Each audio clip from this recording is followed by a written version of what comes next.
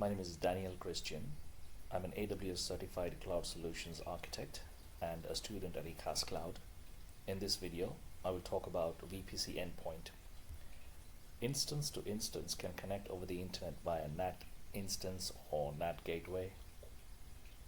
To connect a private subnet with other AWS services, you require Internet Gateway and NAT.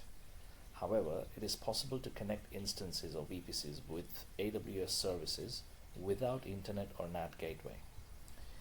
VPC Endpoint is a virtual appliance which creates private connections between VPCs and other AWS services. I'm going to take you to the console and show you how to implement a VPC endpoint. So first of all, we create an elastic IP, and then we go to the VPC dashboard and launch a VPC wizard.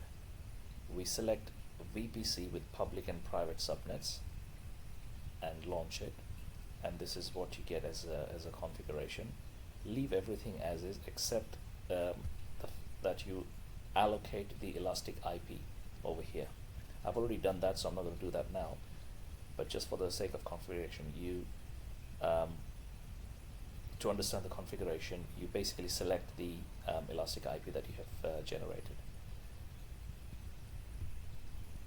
Once you've done that, you have your subnets here. Your public and private subnet is generated, and you have your root tables associated as well. Now when you look at the root tables, the public subnet will have a route to Internet Gateway attached. Sorry, the public subnets here. The public subnet will have a route to the Internet Gateway by default, and the private subnet will have a route to NAT instance by default. So we have this configuration here. We will now launch two instances, one a Windows instance in public subnet and one private instance in one Linux instance in private subnet. So this is what I've done. Linux private, I've launched it in the private subnet with no IPv4 address, and Windows public is in the public subnet. Now both my instances here are running, and what I have done now is I've gone to the NAT it's here. I've gone to the NAT gateway and I have deleted it. So now my private subnet does not have a route to the internet.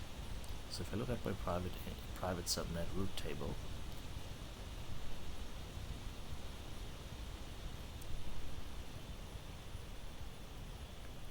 I look at the routes, the NAT gateway is dissociated. It's no longer connected.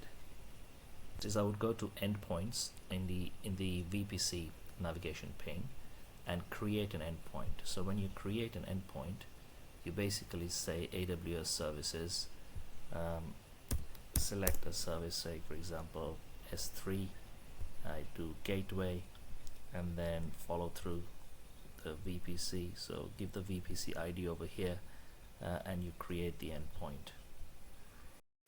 So here it is, the VPC ID, and then when you do that, you have your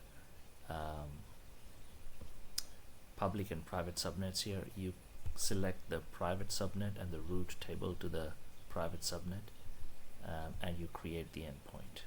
I've already done that. So once you do that, once you associate your private route table, and when you go to your route tables here, the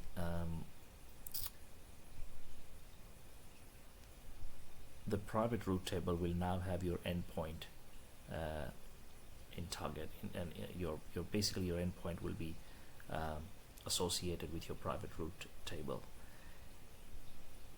My Linux instance in my Windows instance and connected it without the internet, as you can see here.